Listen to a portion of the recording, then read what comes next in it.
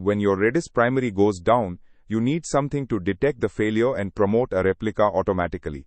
That something is Sentinel. Sentinel is not Redis itself.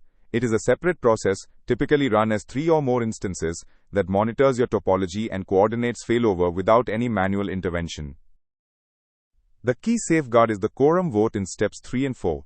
No single Sentinel can trigger a failover alone, which prevents false positives from causing unnecessary promotions.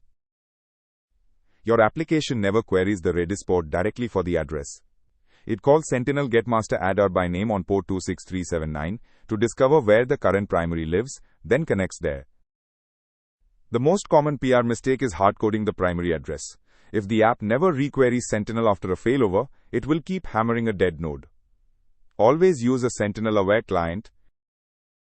Sentinel gives you high availability without the complexity of clustering. The one rule that saves you every time: let your client ask Sentinel where the primary is. Never assume the address stays the same.